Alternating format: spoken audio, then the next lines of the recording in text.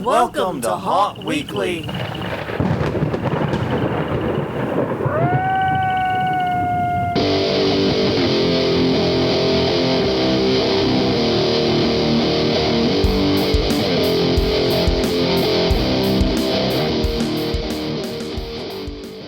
Hello, everyone. I'm Jonathan. I'm Crystal. And this is Haunt Weekly, a weekly podcast for the haunted distraction entertainment community. Whether you're an actor, owner, or just plain aficionado, we aim to be a podcast for you. And we return to you this week with episode 444, a number that I have it on good authority is visible by checks notes. 4. Which means it is time to do the news. And we do have a lot of news to go through, but first things first. Please check us out and like us, subscribe, and do all the things at the places we exist. We are hauntweekly.com, Hauntweekly on Twitter, X, whatever. Turns out even the IP attorneys aren't calling it X. Found that out late last week. Twitter, youtube.com/hauntweekly's YouTube channel. Also find us wherever you get your podcasts from. That includes iTunes, Spotify, Apple Podcast. Well, it's not iTunes anymore. It's Apple Podcasts. It's Google Podcast. Wherever you get your podcast from, we're there. Guarantee you probably should update the template at some point. Indicate places that actually still exist. Might be a good idea. So, anyways, housekeeping notes. Let's do all the standards. I don't think we have any this week. No, we did a lot of housekeeping, but nothing. Nothing to report here. Work we did for the haunt, none directly. Right. We did a lot of indirect work. In fact, we did, because you mentioned all the housekeeping we did. Yes. We have cleaned and have gotten two of our rooms in functioning, two of our main rooms in functioning order, which is huge, A, for mental health, but B, also for just running everything we're going to be running over the next few months in the house. Plus, it was the work we could best do since we were hit by a heat wave this weekend and literally had heat advisories. Yeah. The entire weekend over here in New Orleans. They've started early. That's not boding well for us. No, it is not. We've also now officially entered into hurricane season, it's worth noting. Yeah. So, woo-hoo? Yeah. That's a thing, too. But yeah, so we spent a lot of time doing that, you in particular. Spent a lot of time. I spent a lot of time doing a cameo as Bernie Baxter. Yeah. If I get permission from the filmmaker to share the scene, they've already put together the portion I'm in. It's basically they're doing this at like the old-timey, or I guess like Svengoolie, the horror host type thing. Yeah. Where Bernie is now playing the role of a horror host, which actually makes a shit ton of sense if you know anything about the character. So, yes, I'm doing a horror host segment where I'm throwing back to the film, which is what they are actually making. And I was actually one of the first scenes shot, which is why I had to get permission to share anything. Right. Because the actual filming is happening later. I think later this month, actually. I don't know when it's happening, but the reason to get it out of the way was because it's only going to get hotter, and it was out in our garage. So.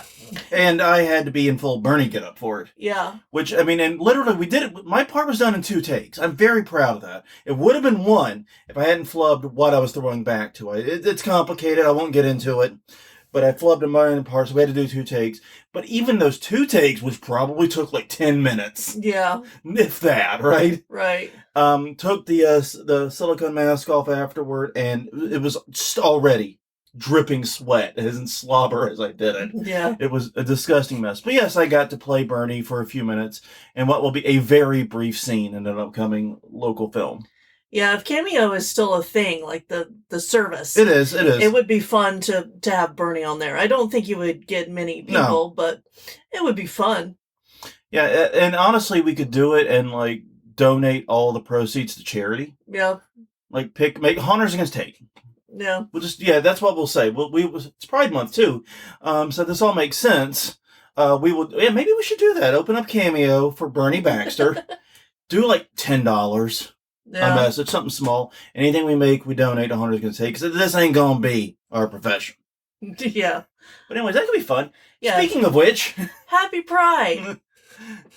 Yeah. You jumped the gun a little bit, but Well, that's I mean, okay. it was all tied in, yeah. It was all tied in. I was just connecting loose ends. Yeah, happy Pride Month.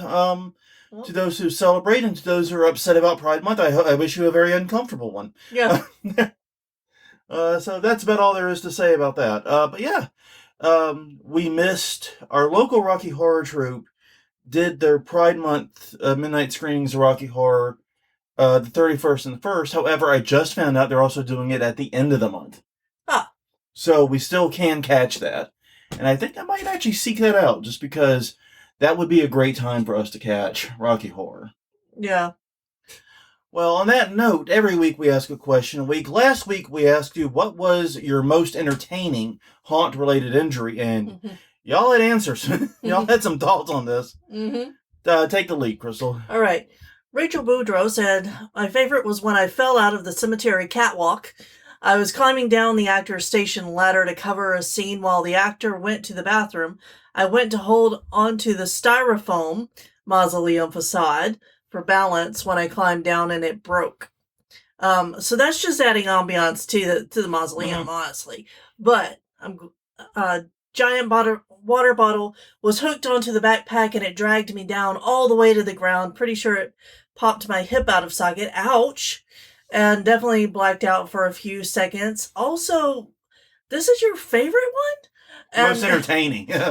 We use most entertaining is the question. Yeah. I can't say it's not entertaining. I mean, and it's a fun cautionary tale to the actors. Long story short, too late.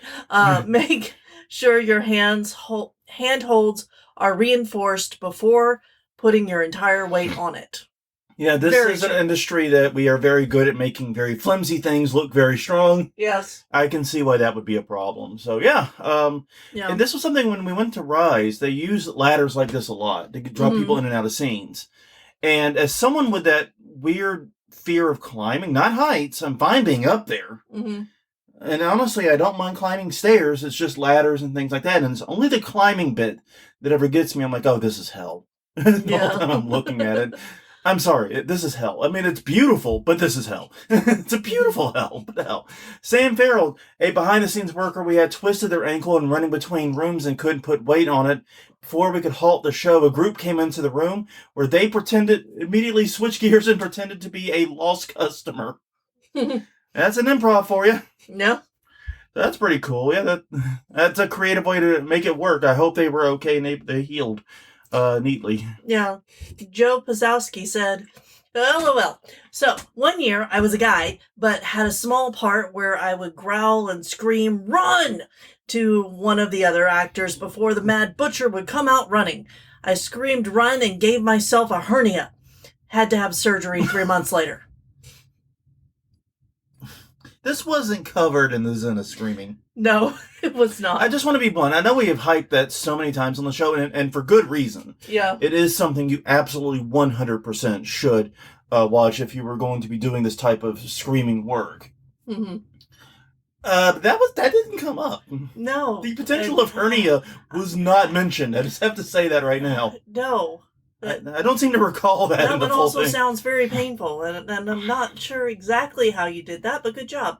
Reggie Wood, I used to run and jump at customers through a laser tunnel, and my setup allowed me to climb over their heads, which resulted in me getting punched in the balls one time. Look, I'm just going to say, if you put your balls in punching distance of customers, that's kind of an inevitable thing that's going to happen. I mean, I'm not saying it should happen, but it's kind of an inevitability. Maybe we keep genitalia away from punching distance from customers from now on. Yeah. And finally, for this week, Isaac Schwalier said, Man, hurt hands from smacking walls, lots of knee pain from age. Hear you there? But nothing is more awesome than wearing a visually restrictive mask and nailing your shoulder, hips, arms, or shins on corner of a wall or table. No kidding. And like you guys know, haunt tables and walls have no give, because they can't. They are built to be knocked into. Exactly. And he also went on to mention that after listening to the recent episode about how we got started, he went back to our first couple of episodes and said we weren't cringe or anything. And I wanted to say thank you because I was not going to do that. I just hoped we weren't. Well, you know, and figured we were. We're also the typical, stereotypical creatives where we hate anything we did that's older than like a year or 6 months a year or something like that, or more than a few iterations back. Yeah. That is very true. Yeah, like one thing that's been very interesting in like the history of Bernie Baxter as a character. Mm-hmm. It started out with literally the cheapest mask Yes. I've ever purchased. And I do mean that literally ever purchased. It was a witch mask that we got on sale at Walmart for $5. Yeah. That just happened to look androgynous enough Mm-hmm. because it was an old person mask. It looked androgynous. Yeah. We used it for a male character. And then we upgraded to a $20 mask. Yes. Then we upgraded to a $60 to $70 mask, one of the more professional masks. In fact, it was the DOA mask, which is pretty well known in the haunt community. And then we upgraded to a full-on, we got it from Shattered FX. I don't remember where we got it from. Yeah. Mask that was hundreds of dollars. And so apparently, like, next Bernie mask has to cost at least $2,000 in order to keep this trend going. I think Bernie may be retired by then. I also think we've hit the cap of what... Yeah, of what we're going to spend for Bernie. What we can ever spend for Bernie. Yeah. So this week's question, since it's a news week, and it's the beginning of Pride Month, is what made you feel most included at a haunt? I'll say this, I mean, obviously we can't talk about the haunt we ran, but one of the things I really remember from when we would volunteer at other haunts was when we'd be asked to go out to the post-haunt activities. Yeah. That always really meant a lot to me. Mm-hmm. Even if it meant going to the shittiest 24-hour diner in the known universe at 2 a.m. Yeah. to get somehow cold hash browns. Yeah. Don't ask me how they were cold. They were cold, though. And not appetizing food. Yeah. What would you say did it for you? So that's feeling most included in a haunt community. Yeah. Going through as a customer. So it's a cringe answer. Okay, well, what is it? It really is, but it kind of still makes the point because there was a female presenting succubi who hit on you. Mm-hmm. And I'm like, okay, well, go through. And then she hit on me too. And I was like happy that for representation of non-binary sexuality, so I was happy about that. And that's funny to me because it's like, why wouldn't a succubi hit on literally everything that comes through? The whole point of the character is to lure everyone to their death. I mean, that's the whole point, right? Yeah. And so, yeah, of course, it's not going to be terribly picky about gender. No. There's going to be no such preference. So, yeah, honestly, it makes perfect sense within the character. Exactly. I mean, so that's... And I was just glad that it was built into the character. And that, they were comfortable playing the same game with you. Yes, exactly. All right. On that note, it is an even-numbered episode, so we will shift to doing conference reminders. And I guess, Crystal, you want to start this too? Sure. All right. June 7th and 9th, it's Midwest Haunters Convention in Rosemont, Illinois. It is at the Donald E. Stevens Convention Center. Meet the people behind 13 Chicago haunts. A haunt tour will feature Disturbia Evil on Erie Niles Scream Park and 13th floor. So many great haunts there. Another haunt tour featuring Hell's Gate has been announced. So keep in mind that they are still letting out things. So check out MidwestHauntersConvention.com as they release that info. Yes. If you're going to Midwest Haunters Convention, the Haunters Against Hate Awards Luncheon is June 7th, also at Rosemont, Illinois, at Moretti's, featuring Judith O'Day, Japes Palace, Sven Robert, and so many others. Roberta McClellan. Yeah, sorry. Don't know why that didn't type out. I don't know either. Anyways, tickets are $50. They actually just finished. Oh, they did They finished selling yesterday. Oh, man. But if you're going, have fun. That is like perfect timing, though. Yeah. That means you had like the exact right number of seats if you sell out like the week before it happens. Well, they had to get the number 2 ready. Oh, okay. So they just closed up settling. Yep. So yeah, but if you're going, it sounds awesome. Yep. Moving on. All right. June 21st and 23rd, Michigan Haunt Fest in Munich, Michigan at the Oaks Campground. Demos and make and take Saturday raffles, costuming and makeup classes. MichiganHauntFest.weebly.com. All right, then finally for this week, July 13th through the 14th, it's Texas Haunters Convention in Mesquite, Texas.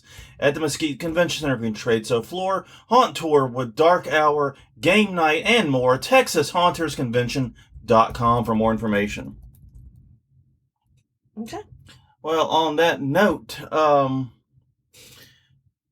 see you're Googling some stuff real fast. Yeah, but... Okay, we'll move on, though, now. Yeah, just move on. Yeah, okay, sorry. You distracted me there. That's fine, though. Sorry. All right, well, anyways, as we have said previously, this is a news week.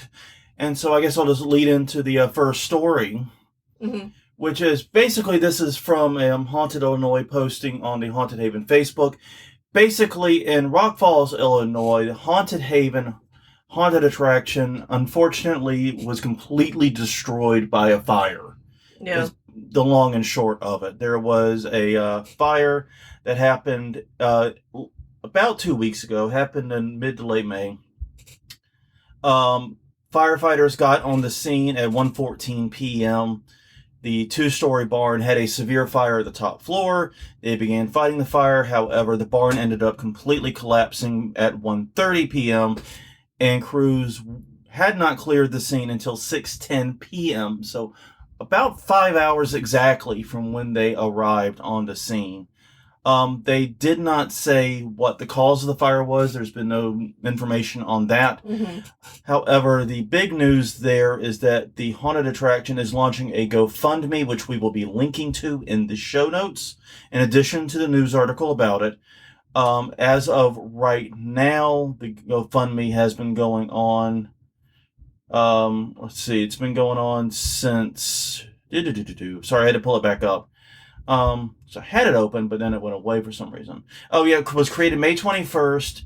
It is still ongoing. It has raised just shy of $1,500 of a $15,000 goal.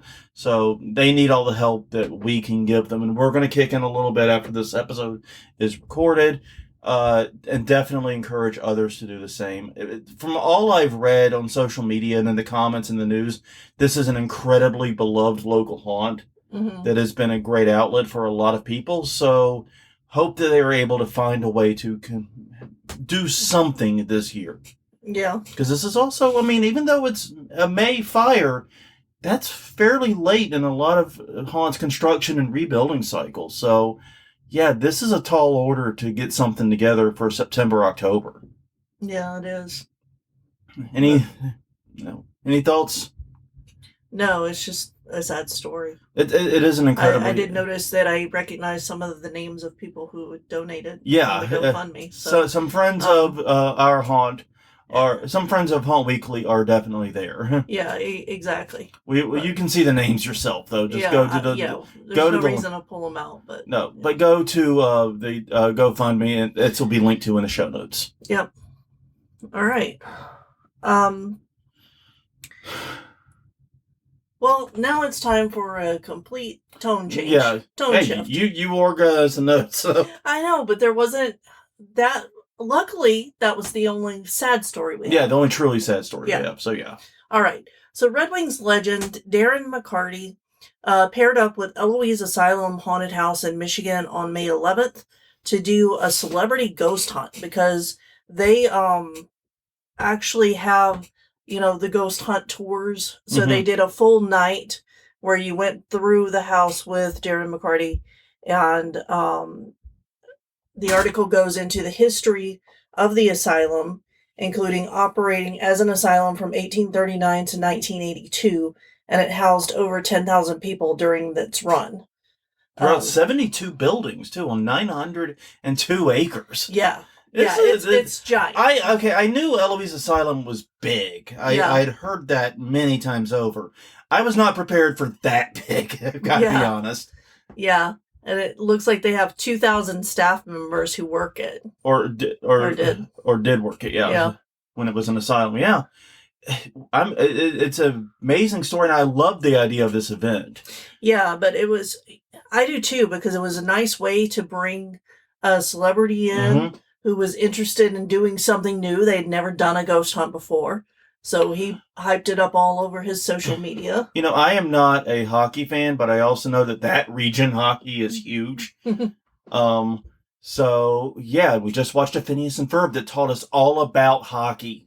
Everything we need to know about hockey was contained in the episode of Phineas and Ferb we just watched earlier today. Yes, I really like the flamethrower snowman. I think that is a really good addition to hockey. And the giant mutant ice polishing machine was great touch too, to get the rink back in shape. It was very, very interesting. I learned a lot about hockey. Yeah, this documentary was excellent. Now I'm turning into Ellie so fast with that crap, aren't I? But the article also has links to other videos of other celebrities who have visited in the past. Yeah. So it's worth checking out. I do like this idea, and also getting a local sports celebrity is so obviously if you're going to do that here in New Orleans, you would get someone from the Saints probably. Yeah. Because I don't think anybody watches the Pelicans. Oh, there are Pelicans fans. Yeah, I will say it has grown considerably in recent years. Mm-hmm. Like when we first moved to the city, like 2002, it was the Charlotte Hornets had moved to New Orleans. Mm-hmm. And nobody gave any shit about the New Orleans Hornets. Right. It was when I think they decided to swap the name back or give Charlotte the Hornets name and then rename the Hornets the Pelicans locally. Things began to click a little bit. Yeah. It actually related to the city in some meaningful way. And Utah, speaking of which, can we have the Jazz back? Because seriously, what are y'all doing with the Jazz as the name? That don't make no fucking sense, and you know it. We get the Jazz back. Pelicans can become the Jazz. I don't know what would Utah become. But seriously, it doesn't make sense for you to be the Jazz. I'm just saying. Tell me when I'm telling lies. Quote CM Punk. Yes, I'm off the rails here. But people have said they enjoy that, unfortunately for us. And that just encourages Exactly. You're rewarding my terrible behavior. All right. Well, the next news story this week looks at Midsummer Scream, which is not in our conference reminders yet, but will be next time we do them. Yes. Because it is July 26th through the 27th, and it is in Los Angeles, California. Through the 28th. 26th through 20th, yes. And one of the great things about Midsummer Scream is that though it is technically more of a pop culture and horror conference, every year they host the Hall of Shadows, which is where a bunch of different haunted attractions combine their efforts to make something special for the conference. And they have announced this year's theme, which is Spirits and Legends, which is pretty broad, but still pretty cool. But we're also going to be getting a major motion picture studio that will be hosting part of the Hall of Shadows. Lionsgate Horror will be doing the Gears of Fear, Explore the Legacy of Lionsgate. Yeah. Yeah, in Gears of Fear, I just finally realized what that's playing off of. Yeah, isn't that the thing that plays at the beginning of Repo, the genetic opera? The Gears? Yes, and also it's a parody of Tears. Yeah. Honestly, it works on multiple levels, which should have me very worried. But yeah, we're going to be seeing, they're inviting fans to come face-to-face with some of the more formidable characters in cinematic history. And I would be curious to see if Repo is on that list. Me too. Like, now I want to go to the alley where Zydrate takes place. The Zydrate Anatomy takes place, yeah. Or, just have someone in the Repo Man costume. Yeah. Though they can't see shit when they turn the lights on because that is the...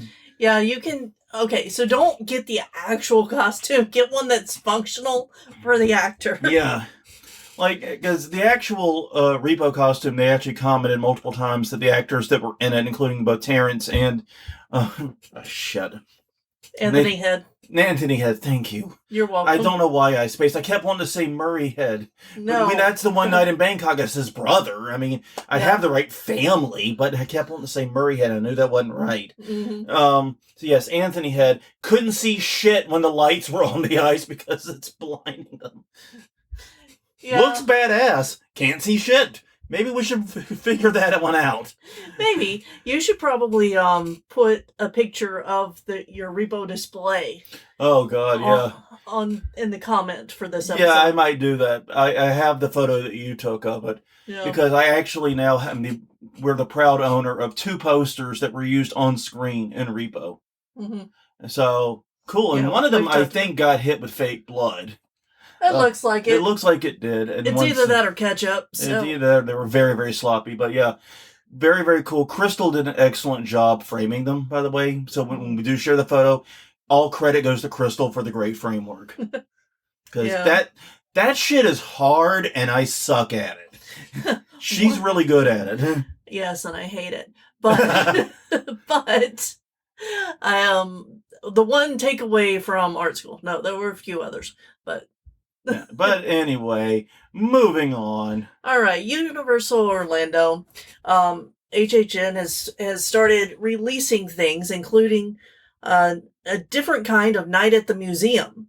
They are doing a museum deadly exhibit, the Rotting Stone of local folklore's museum's infamous new exhibit. That's a lot, and this is from Robert Niles at Theme Park Insider. Yeah. It pairs with other announcements they've had up until now, including Slaughter Cinema, SINEMA, because 2, Goblin's Feast, and that just sounds cute and adorable. I don't know that.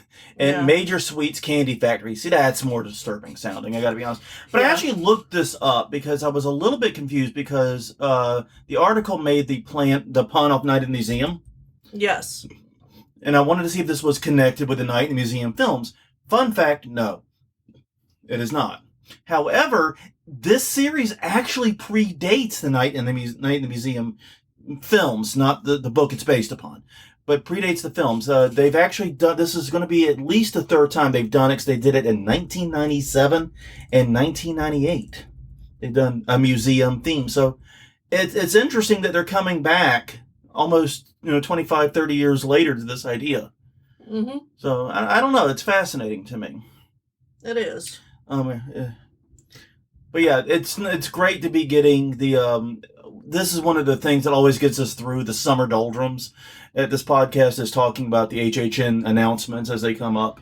Yeah, I know that there were 2 others that I thought I had put in, but apparently not. So those will be on next month. Yeah, and that's fine. We gotta stretch them out too, just like they do. Yeah, I can't find them really quick. Sorry.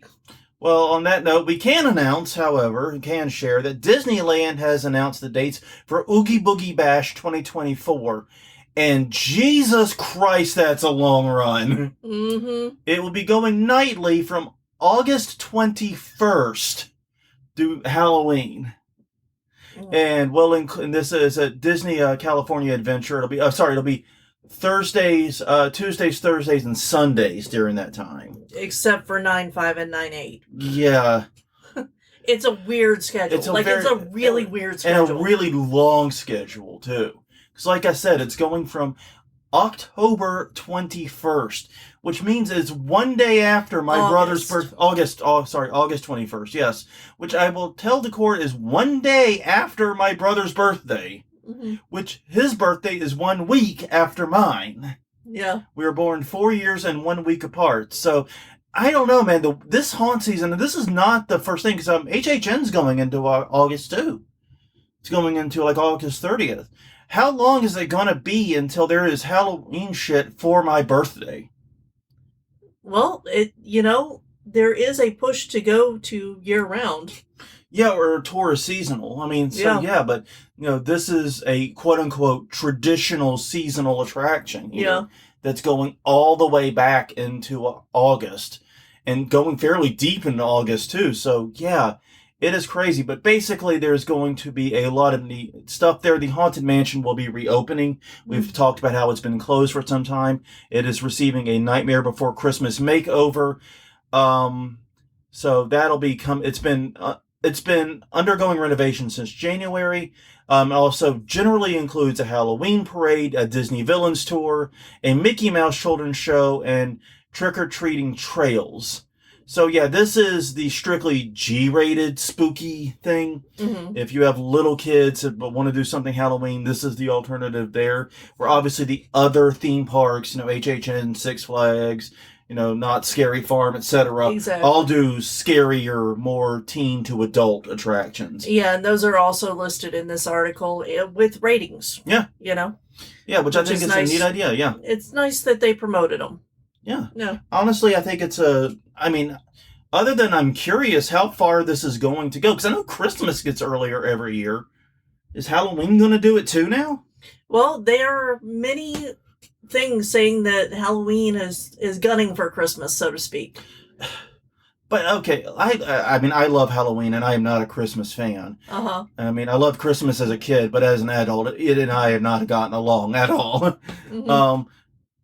I don't think Halloween can stand up to the Christmas juggernaut. Yeah. You cannot base 1/4 of your retail economy around a holiday and not see it balloon to epic proportions. Mm-hmm. And so I don't know. I think the only thing that may save Christmas from completely overtaking Halloween is we so connect Christmas with winter. Yeah. We don't connect it with fall. That the seasonal difference might protect it. But it already overran Thanksgiving. Yeah. Thanksgiving is basically the pre-show to Christmas now, and has been for some time. And now the pre-show's happening in the middle of the fucking holiday. So, it's just wild. Anyways, something else. Let's move on. All right, the Mall of America. Yeah, that's a good one. We'll talk about that. Has announced the Great Big Game Show attraction. This is from Declan Desmond at Bring the News. Bring me the news. Yeah, but it's going to be a live-action game show experience where they've set up podiums and buzzards and a host who's going to pit two groups of people who probably don't know each other against each other.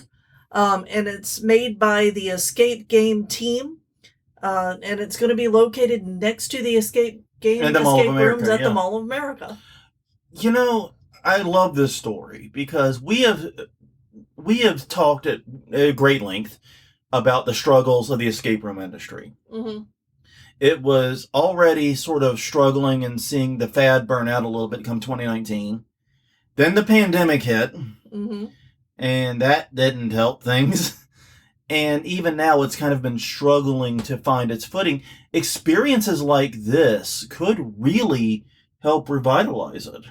Yeah. Because this is truly a relative. It's not, I guess, not the most unique idea. I've seen these types of game show experiences at like South by Southwest and things like that. Remember we had the Price is Right one year we went where you could mm-hmm. go and spin the wheel and have a game show experience type thing. So it's not completely unique, but it's definitely not something I've done outside of like what I just mentioned. And something I would be curious to do. And I think one of the keys is going to be offering a variety of game shows. Like, I would love, seriously, to do... I just watched a mini documentary about Who Wants to Be a Millionaire. Now, obviously, I am not going to go and compete for $1 million because it requires supreme luck and skill and things to get onto the show for that. But I would like the chance to play the game. Yeah. Just to see if I could get it. Or how high I could realistically go. I make the stakes like super low. I like it, it's like at the, when you're at the arcade and you go to redeem your tickets. If you get the bottom one, you can redeem something there. You get like a high bouncy ball and you get tickets. Yeah. That could be fun. And I know they have games at arcades that simulate, but that is not the same. That's the whole point. It's very similar to me to how video games had escape rooms before there were escape rooms. But the physical escape room brought a new element and a new level of excitement to it that you just can't replicate with a video game. I think there's that moment of potential, like Deal or No Deal. Right. Could be an excellent real-life game. Yeah. And the Escape Game company also has one of these same concepts in Texas and in Tennessee. Oh, neat. So So this is the third time that they're implementing this. But this is at the Mall of America. This is the Big Daddy type, so to speak. Yeah, whenever I saw the Mall of America come up in news, I thought that they were going to be announcing who they were going to do for their cryptid this year. Yeah, or their haunted house in general, Yeah. Because they tend to, you're right. Okay, well, moving on. Because that's how we learned about Onion Head and went to a museum in Slidell, because why not? The random shit in this relationship sometimes. I mean, and it often involves us going to the North Shore, I just realized, because you had that. You had the Abita Mystery House and LIGO. Yeah. The random shit we do. Mm-hmm. Anyway, let's move on. Mm-hmm. Okay, this is a story at GoErie.com, I believe it is. And it's Rhiannon Pushek? I don't know how to say it. But anyways, Mid-Year Fear, Arabia's Factory of Terror offers summer haunted house experience. Basically, they opened up, the haunted attraction opened up the... basically for the film festival that appears to be going on at the same time. They were basically jeez Christ. Okay. No, okay. Oh, now I remember why we added this one. I'm like trying to get to the point here. But yeah, the Haunt is celebrating its 10-year anniversary. At the Factory of Terror is the Haunt. Why don't you go ahead and help me out here, because I'm floundering. That's okay. I wrote these when I wasn't feeling well, so it's coming and showing. But yeah, it is celebrating its 10th anniversary this year. So they've done a Mid-Year Fear, which was the haunted house opened up.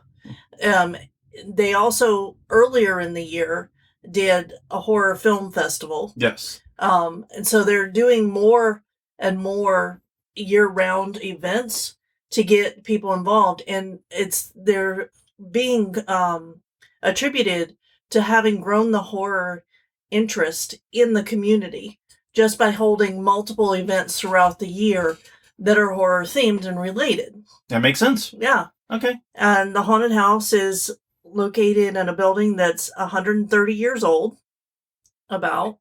And it's a half mile of delightful terror, as it is described here. So yeah. Yeah, this was also the one that was fully handicap accessible, correct? Yes. This is the only one in the area that is. And that's the thing that I don't know why my brain was stuttering so bad there, because I did read this and we did talk about it. It's just I saw the story and totally froze, and that's so rare for me. I appreciate you bailing me out there. I'll take the next one though. Mm-hmm. To since you took two in a row there because of my stupid ass. Fine. Well, yeah. It's all right. But no, Party City is joining the giant animatronic game. Mm-hmm. They are adding a 9-foot-tall Cthulhu animatronic. It will be called Cthulhu the Watcher. It'll cost $400. Has wings that flap, a lantern that moves back and forth, and it's definitely more animated. We link directly to the product in the show notes here, because that was what the announcement was a press release saying this is coming, and then a link to it. So we'll just link to the damn product. But yeah, it's interesting because Home Depot started this craze of the giant, expensive animatronics, sort of pushing the upper boundaries of what the prosumer would buy, for a Halloween prop. And we've seen Lowe's jump on it. We've seen Spirit Halloween jump on it, obviously. But this is the first time I think I've heard of Party City doing it. Yeah. I don't think of Party City when I think of these types of props. No, I don't either. And some of the other quote-unquote animatronics are their eyes light up and blink, or they have moving eyes. And that's not an animatronic to me. You've got to have moving body parts of some sort for me to consider it a true animatronic. But maybe I'm just, picky. Well, yeah, I mean, I'm like you. I do kind of... Yeah, on the 12-foot skeletons, a lot of them, it's an animatronic because the eyes are LEDs. Yeah. Bullshit. Yeah. I'm sorry. If something doesn't physically move, I don't count it as an animatronic, because by that logic, my TV is an animatronic. Yeah. Oh, my laptop's an amazing animatronic. Look at it move. Moves the mouse around. Just bullshit. Just because you add some LCD lights to it, or doesn't mean anything. Just add LCD screens or LED lights to it doesn't mean anything. I'm sorry. I'm totally with you on that one. Mm-hmm. All right, now we move on. Yes. Trimper's haunted house gets a gift shop and two new Salisbury restaurants. Yeah, you don't have to talk about the restaurant. Yeah, I do. Sorry. I was just reading the headline because that's my instinct. This is an article by Olivia Manzola at the Salisbury, love their steak, Daily Times. And it's taking place in Ocean City. Basically, Ghoulish Things is a seasonal haunted attraction. It is open on the Ocean City's historic boardwalk. It is an extension of the Trimper's Haunted House offering unique It has an extension offering unique merchandise. It also has artifacts of a dark ride industrialist Bill Tracy on display. The Haunted House was built in 1964. Yeah. And is still operating to this day. So 60 years this year. Yeah. Wow. That should be like the story is 60 years of life. Yeah, I don't understand why that's not the fucking lead. Yeah. Yeah, I mean, it's really great that they're open and they're doing things, but why are we not leading with, oh yeah, and by the way, it's their 60th fucking year? I don't think anybody realized it until you said it. I know I didn't realize it. Like I said, I read the story before I got here, but yeah, I just did them. I was like, whoa, wait, we're in 2024. Quick maths. Yeah. Cha. Well, I mean, it was like the first time that a reporter asked us, so what are you doing for your 10-year anniversary? Shit. Fuck. Damn it. Has it really been 10 years? Quick, crunch the math. Exactly. It's like that the meme with the numbers floating across the woman's face and she's doing the math, trying to figure it out. Oh man, Minority Reporting that shit. Yeah, that was rough. So yeah, it wouldn't be the first time that happened. But yeah, no, that's really cool. And in the same location, too. Mm-hmm. And I do like the fact they have an actual fucking gift shop that's meant to sell unique items. Yeah, and it was created by a guy named Trimper. That's his last name. And Trimper, Trimper. Yeah, Trimper. Okay. Yeah, and Bill Tracy. They designed it together. Yeah. So very, very cool. Yeah. All right. Moving on to another store. Long Island is getting its first year-round haunted experience store. And yes, haunted house experience store. That is a mouthful. Why don't you explain what that mouthful means? All right. First off, this is from Blair Ingenthron. Ingenthron? I'm sorry. I butchered Blair, your name. we're both deeply sorry. And it's on BroadwayWorld.com. It is located in Manorville and Long Island area. It just opened on the 1st. So, like recently, if you've had a chance already to check it out, then let us know on all places. But they're gonna have extended hours for fall. But they are founded by Haunted Props, which started in 2006 as a haunted house industry product. Yeah. And this is a 3,000 square foot showroom floor. Everything is included from economically priced costumes to theme park grade animatronics. And you actually go in and it's not like a regular store. They say it's like walking through portions of a haunted house. Which, yeah, there's no photos of the inside, but it sounds like it very much. Actually, what it makes me think of, honestly, is Transworld. Yeah, like the Hall of Shadows. Like the Hall of Shadows and Transworld. Yeah, they show the exterior, but not the interior. That's what I thought. Mm-hmm. Yeah, I just pulled up the link again. Yeah, it looks cool from the outside, but yeah, they do not actually show anything of the inside. Mm-hmm. So we can't offer any commentary on that. But yeah, it sounds a lot like Transworld and the Hall of Shadow, the Shadow Room in there, where you go in and you see all the props, and it feels more like a haunted house, just where things have price tags. Yeah. So if I were in that area, there's 100% chance I'd be swinging by it. Oh yeah, anytime we find a year-round haunted house store or just a haunted house store we haven't been to, we go. Yeah. Check it out. Well, and that leads us, and they talk about how they have things that are more impressive than a 12-foot skeleton. Yeah, they threw some shade in the article. Yeah, and you know what? I don't doubt that they do, but I also am just going to say those things are probably an order of magnitude more expensive. Mm-hmm. Considering you can get the 12-foot skeleton for $299? Is it $350, somewhere in that range? I don't remember. But it's in that range. Yeah, Yeah, and this is going to be probably thousands of dollars. But, you know, that's one thing I have learned is that there are home haunters and prosumer haunters who are very willing to shell out that kind of money, so I bet they'll find takers. Oh, yeah. And finally this week, we know we have a blind spot for international news. Mm-hmm. We're based in New Orleans, Louisiana, in the United States. And so basically, if it's not U.S. or Canada, it very easily slips out from underneath us. But we have been talking at some length about haunted attractions opening in Dubai.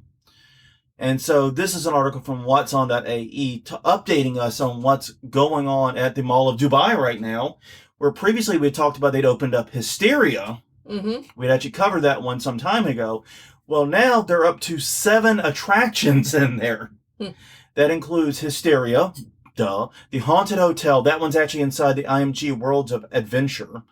Deep Dark Dubai, haunted attraction, themed horror escape rooms with actors, haunted activity escape rooms, and horror cinema, where professional actors provide new experience to horror movies. I'm really curious about what that is.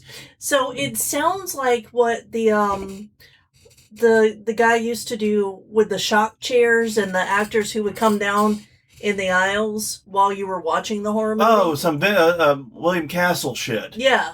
You're talking about William Castle and his film, The Tangler and all that shit. Yeah. And he also did it with a House on Haunted Hill, where he would fly the skeleton over the audience. I would love to go to one of those. Like when people talk about what film do you wish you could go back and see in theaters? Yeah. And everyone's like, oh, I wish I could experience the original Star Wars in a theater or something like that.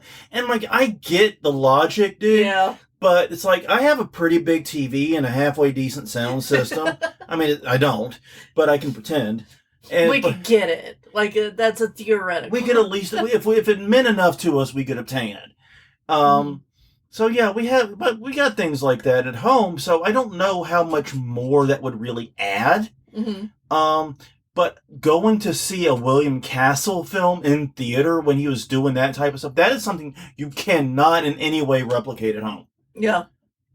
And they also have a blackout escape. So it's just interesting to see horror attractions growing so much in Dubai. Yeah, it is. I would not have picked Dubai as a growth spot for this personally.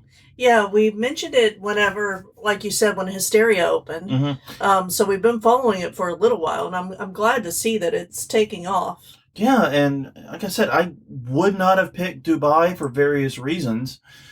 I still struggle to think of Dubai as a tourist destination, even though obviously it is. But yeah, it's also just not a destination I've ever wanted to go to personally. Yeah. Also for this week, I did find several stories about haunted attractions that are hiring now, because there was more than one that did a press release that talked about their haunt. I did not include them. I struck through it. So take a general note if you want to work for a haunted attraction this season. Now may be a good time to start checking out to see what they have. Yeah, and including in overseas, because in Yorkshire, England, there is a haunted house. The Yorkshire Scaregrounds is now hiring. Oh, cool. And they are located on Hell Lane, and I just wanted to get that out there. You just wanted to slip that in before we closed out the show. Exactly. Which it is about time to do so, it honestly. Is. So on that note, everyone, Thank you very much for joining us for this past 50 minutes or so as Crystal slips in one last pun. Please do check out all the places that we exist. We are at hauntweekly.com or hauntweekly on Twitter. No one calls it X. Haunt Weekly on Facebook and youtube.com/hauntweekly is the YouTube channel.